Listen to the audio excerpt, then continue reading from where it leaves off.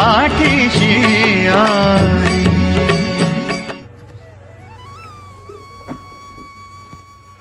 श्री स्वामी समर्थ. जय जय स्वामी समर्थ. प्रिय स्वामी भक्तांनो, स्वामी भक्त या चॅनलमध्ये आपलं स्वागत आहे.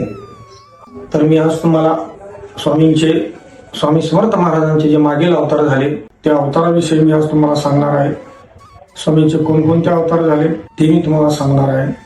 मित्रांनो, स्वामी समर्थ महाराज स्वामी म्हणतात मूळ पुरुष. म्हणजे स्वामींचा सांगण्याचा उद्देश एक आहे की मीच सगळीकडे आहे, सर्वत्र मीच आहे. स्वामीच राम होतात, स्वामीच कृष्ण होतात, स्वामीच हरी होतात, स्वामीच पंढरीचे पांडुरंग होतात. म्हणजे जे मूळ रूप आहे स्वामींचं हे साक्षात गुरु दत्तात्रेयाचं मूळ अवतार. गुरु दत्तात्रेयांचा म्हणजे स्वामी समर्थ. आज स्वामी समर्थ महाराजांच्या सत्ययुगातील रामायण काळातील त्यांचा रामायणातला जो अवतार होता तो राम अवतार. नंतर महाभारत काळात पुन्हा कृष्ण अवतार. तर राम अवतारातील कथा आहे ती मी आज तुम्हाला सांगत आहे की प्रभू रामचंद्र म्हणजे हा भगवान विष्णूचा अवतार. आणि विष्णूचा अवतार म्हणजे गुरु दत्तात्रेय. दत्तात्रेय म्हणजे अक्कलकोटचे स्वामी.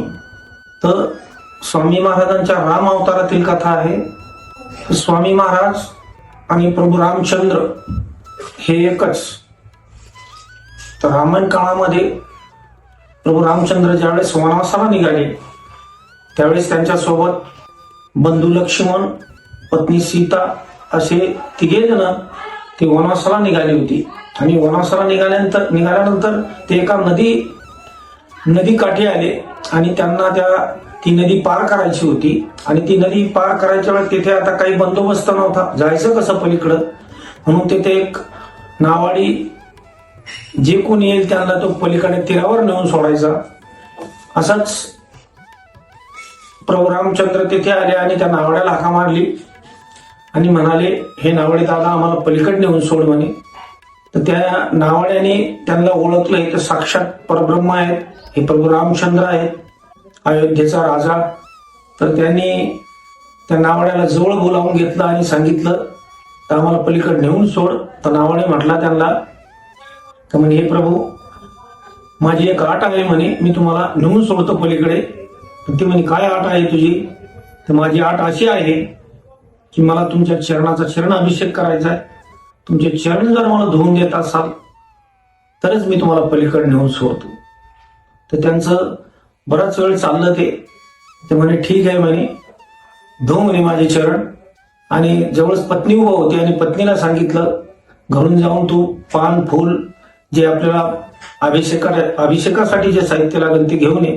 ती पान फूल काय जे होतं ते सगळं घेऊन आली. आणि घेऊन आल्यानंतर त्या नावाड्याने दोघा पती पत्नीने त्यांचे चरण धुतले, चरणाभिषेक केला, पान फुल वाहिले, प्रभू रामचंद्राचं दर्शन घेतलं आणि मग ती पुढील प्रवासास निघाली. त्याने नावाड्याने त्यांना पलीकडे नेऊन ठेवलं. त्यानंतर जसं त्या नावाड्याने प्रभू रामचंद्राची पाय धुतले तसेच पुढील अवतारामध्ये महाभारत काळामध्ये तेच रामकृष्ण पुन्हा राम हेच पुन्हा कृष्ण झाले. तर सुदामा हा त्यांचा खूप जिवलग मित्र बालपणीचा. तो ज्यावेळेस तो आपल्या नगरीतून निघाला आणि द्वारकेमध्ये आला. द्वारकेमध्ये आल्यानंतर तिथे जे शिपाई होते, त्यांचे जे सेनापती होते, जे भालदार चोपदार होते, त्यांना विचारलं भगवंताची मला गाठ घ्यायची श्रीकृष्णाची. ते म्हणजे तू कोण, कुठला, काय? तर ते सुदामाला म्हणे, तू कोण, तू काय काही दक्षिणा मागायला आला का म्हणे. ते म्हणे माझे मित्र आहेत म्हणे परम, ते आम्ही बालपणीचे मित्र आहोत. तर ते भालदार चोपदार हसायला लागले, कुठं राजा आणि कुठं म्हणे भिकारी.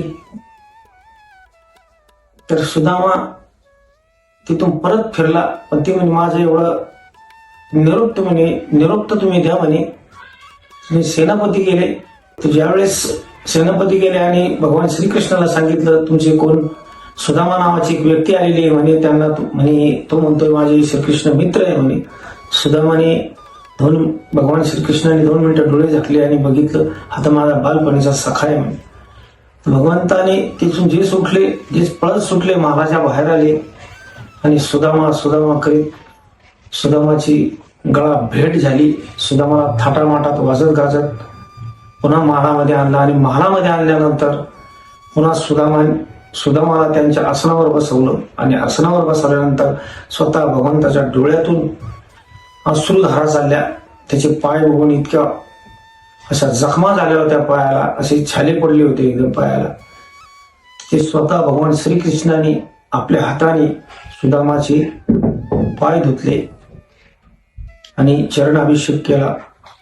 तर मला एक सांगायचं स्वामी भक्तांनो, जसं राम अवतारात त्या नावाड्याने प्रभू रामचंद्राचे पाय धुतले होते, तिथेही स्वामींनी त्याचे स्वामींचा मागील अवतार प्रभू रामचंद्राच्या अवतारात सुद्धा त्यांनी आपल्या भक्ताचे उपकार ठेवले नाहीत.